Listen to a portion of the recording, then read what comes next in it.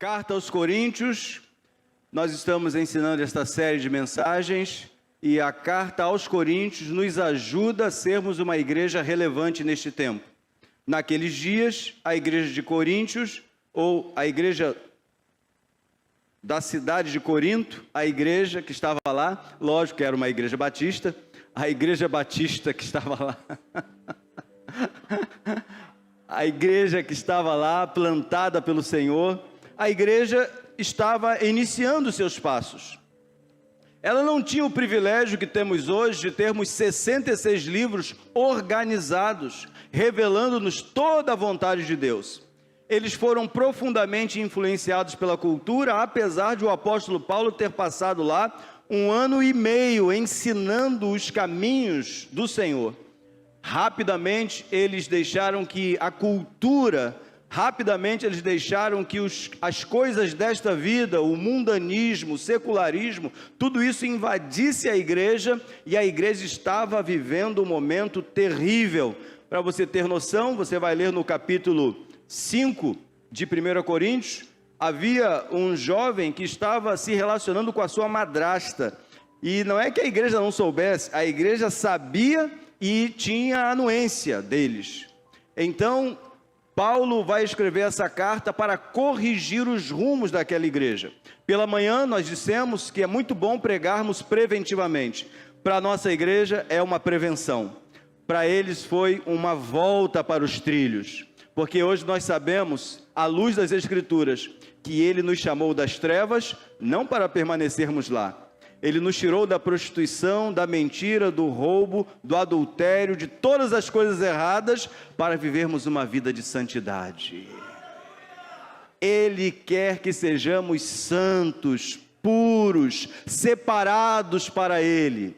Então, nós já sabemos disso e nós estamos fugindo das coisas erradas. Amém, queridos?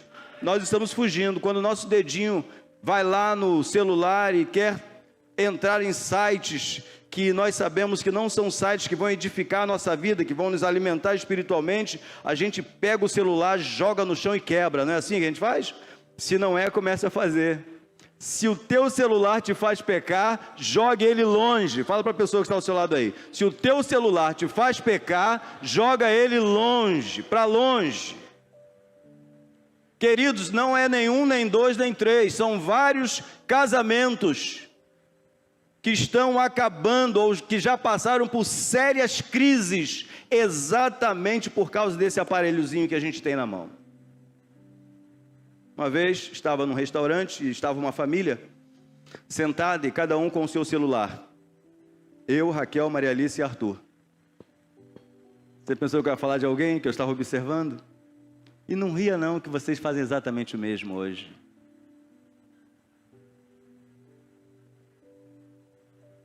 E nós precisamos identificar as coisas que nos afastam do Senhor. Nós precisamos identificar as coisas que nos afastam da nossa família. Nós temos que identificar as coisas que não estão trazendo benefício prático para a nossa vida espiritual, se desejamos realmente resgatar as pessoas que estão à nossa volta. Então, Coríntios vai nos ensinar a isso. Pela manhã, lemos, e eu quero repetir esse texto de 1 Tessalonicenses 4, 7 a 8, que está escrito exatamente com estas palavras: porque Deus não nos chamou para a impureza, ou seja, Deus não nos chamou para permanecermos no pecado, mas para rechaçarmos o pecado e vivermos uma nova vida que agrade ao Senhor. Ele não nos chamou para a impureza, mas para a santidade. Portanto, aquele que rejeita estas coisas não está rejeitando o homem, mas a Deus que lhes dá o seu Espírito Santo. Quem aqui tem o Espírito Santo? Se nós temos o Espírito Santo, ele faz com que a gente se recorde das coisas que agradam a Deus, e nós fazemos de tudo para agradar a Deus. A gente falha, sim ou não? A gente falha. Mas João disse o seguinte: se alguém pecar, nós temos um advogado. Se alguém pecar. Não é que você vá pecar. Não, você não vai fazer mais isso. A Bíblia diz que aquele que é nascido de Deus não vive pecando, não vive na prática do pecado, ele não maquina, ele não tem o desejo, ele falha, ele erra, porque nós somos seres humanos. Aqui na nossa igreja, o único que não peca, é o pastor, pessoal, o único. Paulo disse, queridos, que ele era o principal pecador. Sabe o que isso me ensina? É que todos nós estamos nivelados por baixo, na cruz de Cristo. Todos nós somos iguais. A diferença é o chamado. Se nós não vigiarmos, a gente tropeça e cai.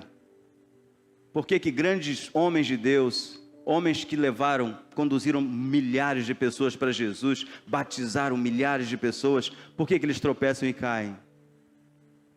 Para mostrar que são seres humanos como eu e você.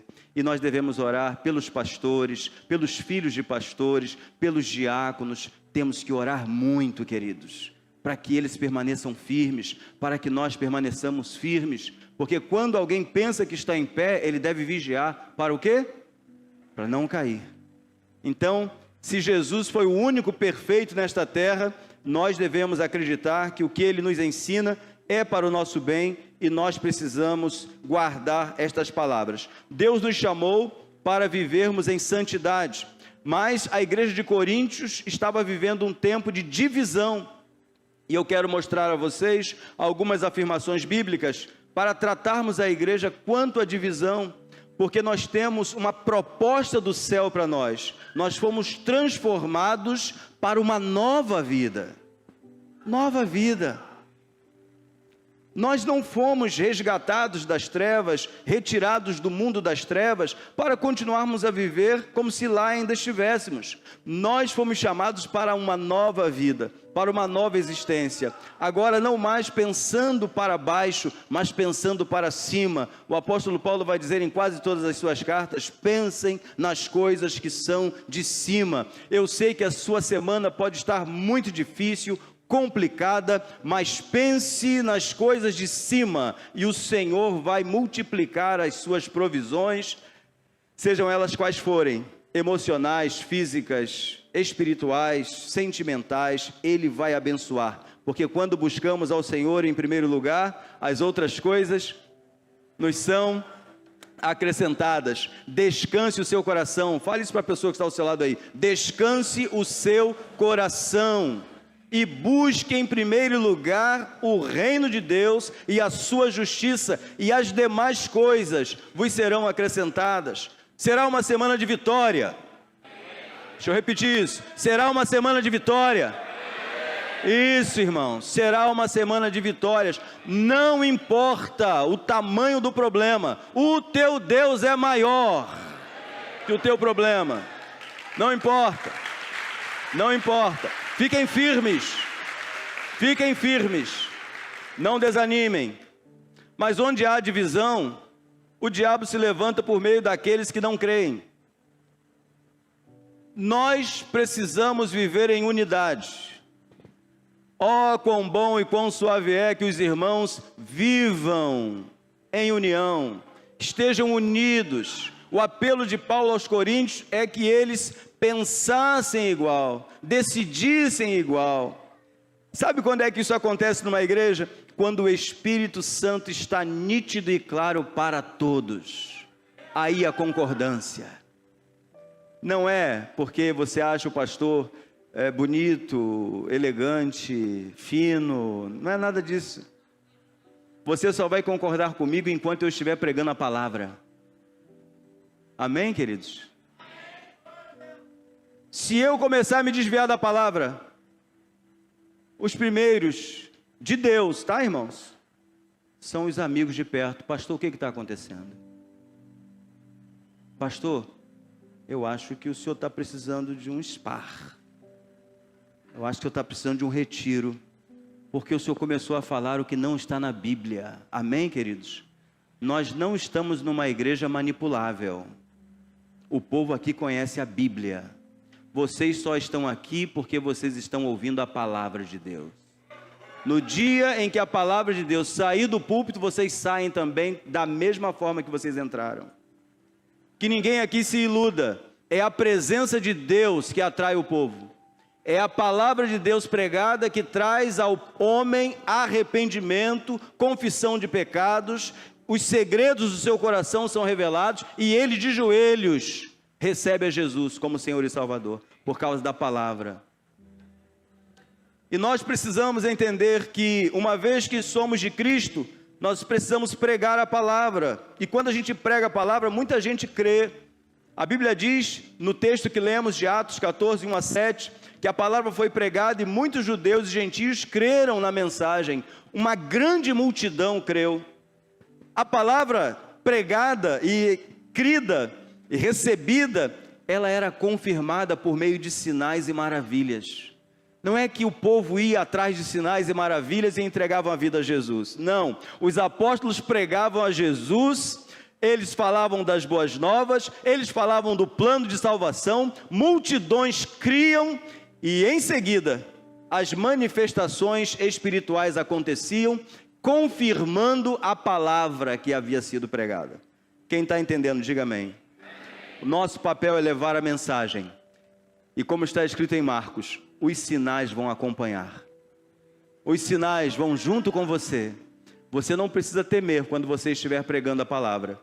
Quando você estiver falando para alguém, crê em Jesus, e aquela pessoa crê em Jesus, e você sente do Espírito Santo que você pode fazer algo mais para aquela pessoa, não tenha medo, porque o Espírito Santo está contigo, e Ele vai falar com você para você fazer.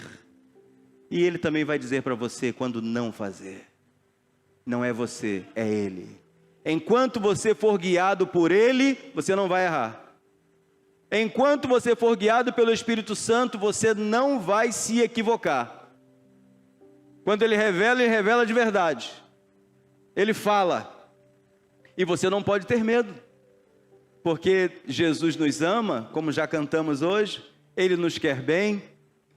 Ele não vai fazer nada que te entristeça, envergonhe. Não, não, não. Ele vai tocar no seu coração, porque Ele te ama, te quer bem e quer que você corrija o curso da sua vida. A divisão é usada por Satanás por meio daqueles que não creem. E nós vimos isso. A cidade ficou dividida, uns pelos apóstolos e outros pelos judeus, gentios e líderes que não creram. Quem não crê traz divisão. Resultado da divisão ou da perseguição. Perseguição, maus tratos, dor, apedrejamento, medo, fuga. Porque os apóstolos foram pressionados, apanharam, foram presos, sofreram horrores, porque estavam pregando a palavra e curando o cego, curando o paraplégico, curando o surdo, expulsando o demônio. Imagine, fazendo coisas boas, mas eram perseguidos por aqueles que decidiram não crer. Queridos, mesmo dentro da sua casa, você pode ser perseguido por aqueles que não creem. Não se assuste. Lá no seu trabalho, talvez você tenha vários amigos cristãos, crentes, frequentam a igreja, mas que não têm a fé que você tem, e você pode ser perseguido por eles. Nos seus relacionamentos você pode ser perseguido, porque você defende uma fé genuína em Jesus. Quando a gente está fazendo a vontade do Senhor, nós simplesmente precisamos estar preparados para a perseguição. Mas a palavra segue sendo pregada. Os apóstolos foram para outras cidades. Estas foram alvo da graça de Deus por meio da mensagem das boas novas. Quando a divisão é externa, e foi esse o caso, os apóstolos estavam pregando e a perseguição veio de fora para dentro. Quando a perseguição ou quando a divisão é externa, basta perseverar pregando a mensagem de salvação, porque a graça de Deus nos fortalece a prosseguir. Mas quando o problema é interno, como no caso dos coríntios, necessário é exortar e chamar a atenção da igreja para que o diabo não leve vantagem sobre nós. Eu quero que você leia comigo a passagem de 2 Coríntios, capítulo 2, versos 10 e 11. Prestem atenção nesse texto. Se vocês perdoam a alguém, eu também perdoo. e aquilo que perdoei, se é que havia alguma coisa para ser perdoada, perdoei na presença de Cristo, por amor a vocês.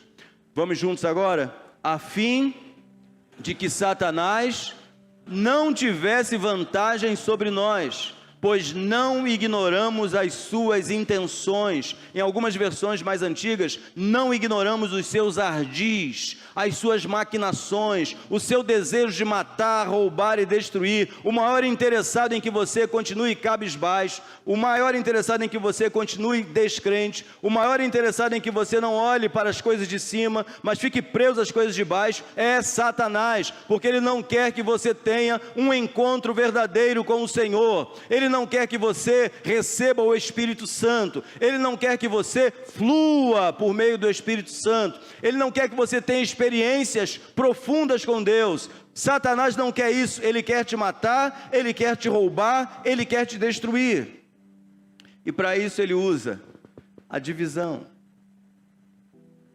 as preferências, as críticas, porque tudo isso, quando é introduzido numa igreja, o resultado você já conhece. Onde há divisão, não pode haver comunhão com o Pai e com o Filho.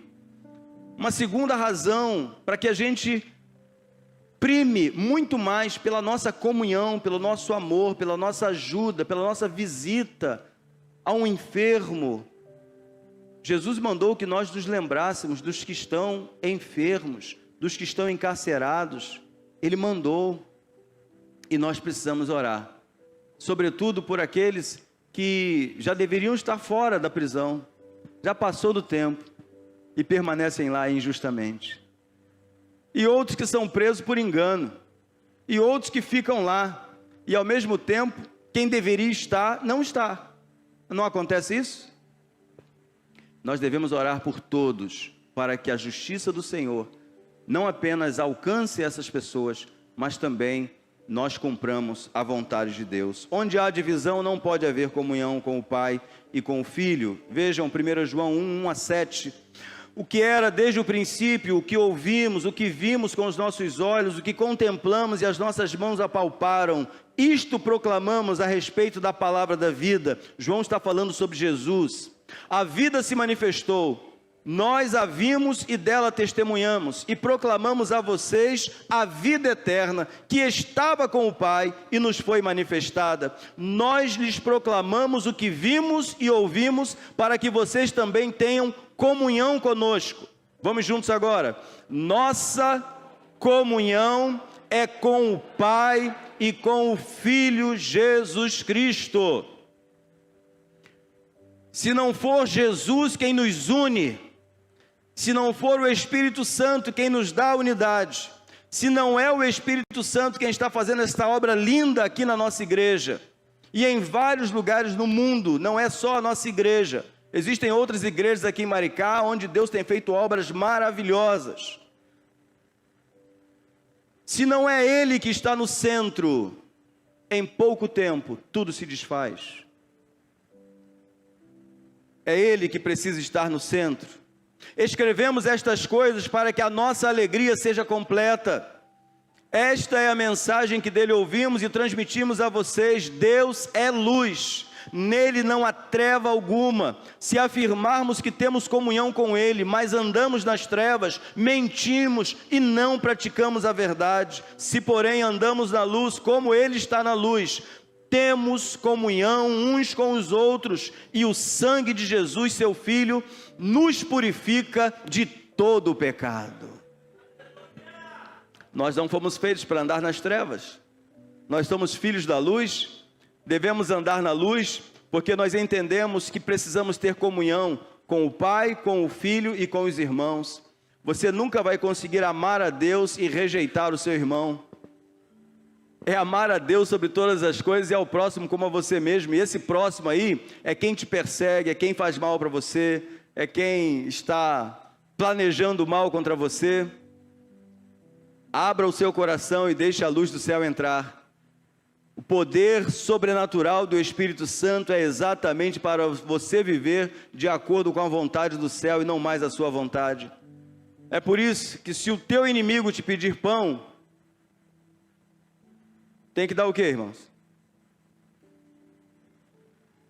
Se o teu irmão estiver com fome, se o teu inimigo estiver com fome, o que você tem que dar a ele?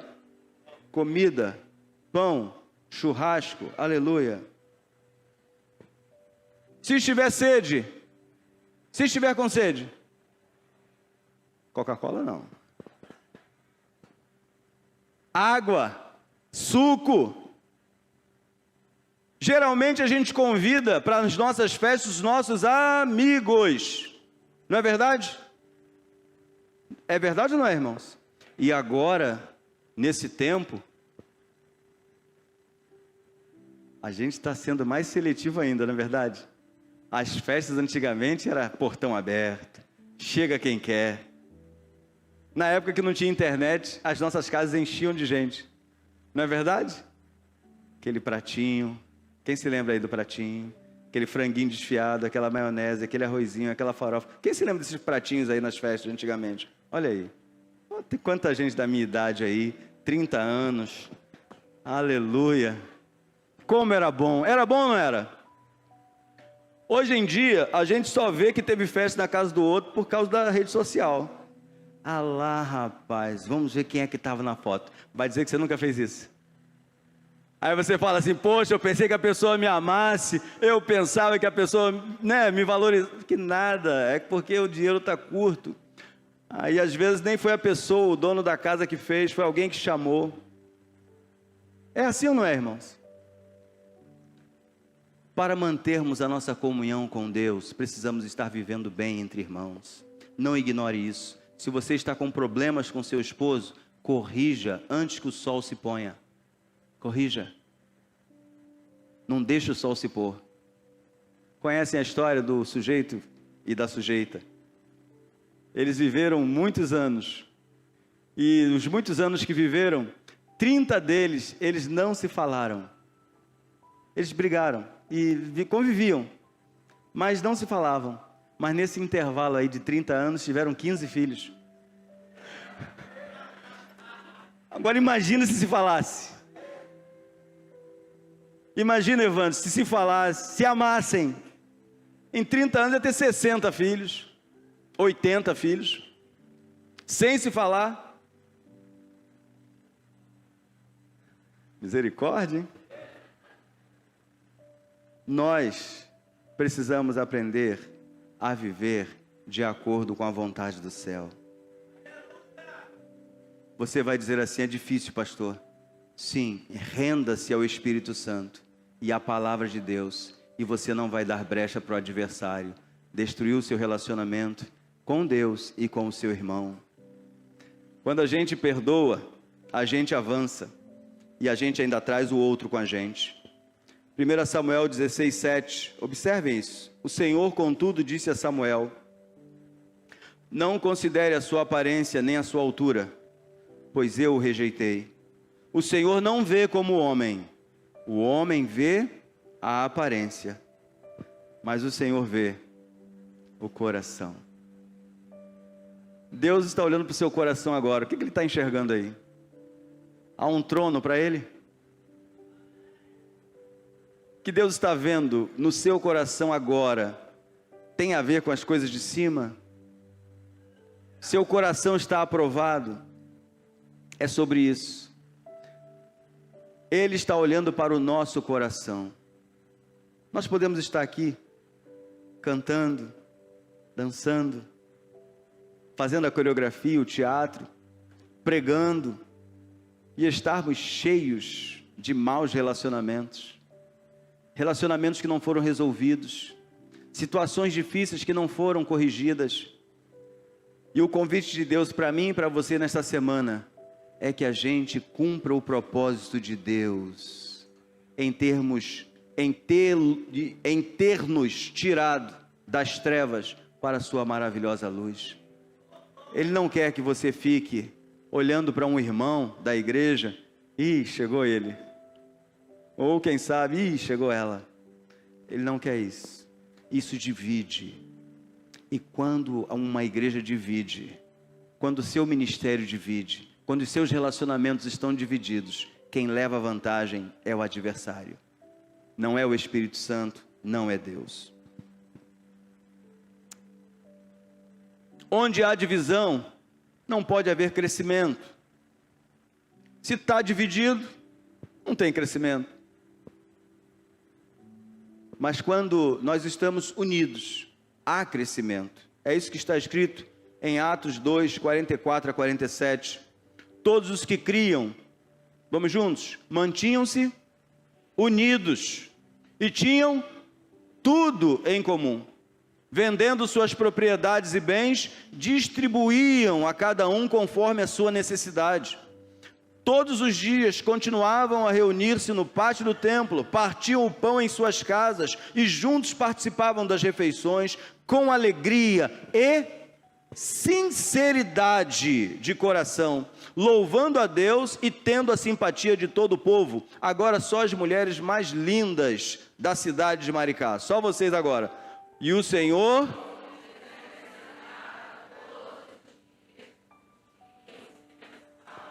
Percebam que até chegar aí, e o Senhor acrescentava diariamente os que iam sendo salvos, há uma série de coisas que mostram a unidade dos primeiros cristãos.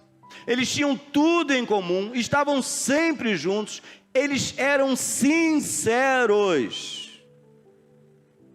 Por isso que eu e você não podemos deixar passar nada. Temos que ser rápidos e tapar as brechas.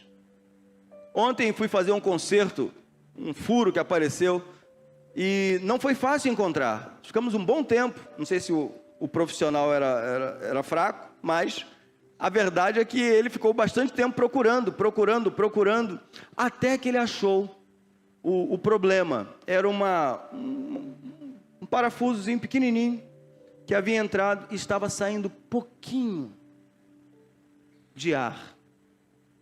Só que aquele pouquinho de ar, daqui a pouco apareceu no painel do carro. Pneu tal, tá com calibragem insuficiente. Aí eu falei assim, Senhor, muito obrigado, porque os carros hoje têm tecnologia, né? Te aviso o que está acontecendo. Paramos lá. E eu falei assim, olha, tem problema. Vamos, tenta ver de novo, vai vendo de novo. Ele foi vendo. Ele disse, achei o problema. Que hoje você também procure até achar aonde. Lembra quando Deus revela a João no Apocalipse? Lembra-te de onde você caiu, arrependa-te e volte. Porque Deus não quer que você fique caído. Deus não quer que você tenha relacionamentos falhos, quebrados, sem sinceridade, sem amor de verdade. Deus não quer isso. Ele quer que você seja uma coisa só. Ele quer te receber. E quando nós estamos em litígio com os irmãos, quando nós estamos separados uns dos outros, as nossas orações não são recebidas. Ou a gente se arrepende e volta para o caminho e segue em frente, ou a gente vai ficar escapando. Aí ele foi lá, e é muito interessante isso, eu fiquei observando, ele tirou todo o pneu, né? O pneu não tem câmara mais, né? Eu observei isso ontem. Falei assim, mas cadê a câmera? Não tinha. E ele foi lá, não é? E fez todo o trabalho, tirou o pneu, foi lá por dentro e começou a passar uma lixa. Ele está limpando o lugar aonde o remendo vai ser feito. Calculei eu.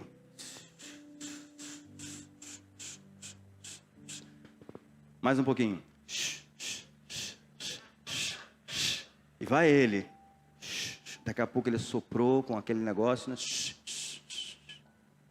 Aí ele voltou de novo com uma outra lixa. Deus vai fazer isso contigo essa semana. Ele está fazendo isso agora em você aí. Está lixando, está limpando. Para quê? Para botar no lugar de novo e você voltar a servir. Não tinha como sair de lá sem pneu. E às vezes é necessário parar um pouquinho para Deus tratar da gente. Talvez você já tenha até se habituado a viver assim. Mas não é isso que Deus quer.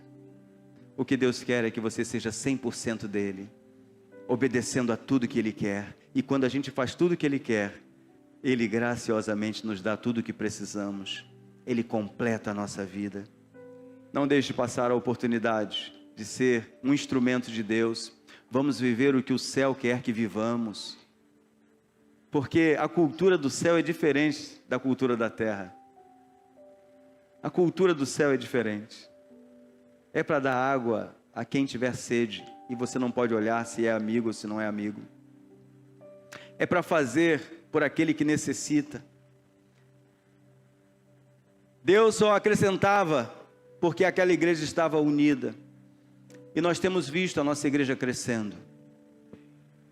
Por isso que eu gosto desse sermão, porque ele é preventivo. Aleluia. Ele é preventivo. Nós aqui não temos facções, não temos divisão. Aqui todos me amam. Todos amam o pastor Mário. Todos amam o pastor Michel. Todos amam o pastor Gabriel. O pastor Gabriel está lá no Rio Grande do Sul. O povo daqui eu vejo lá no grupo. Que saudade do Senhor.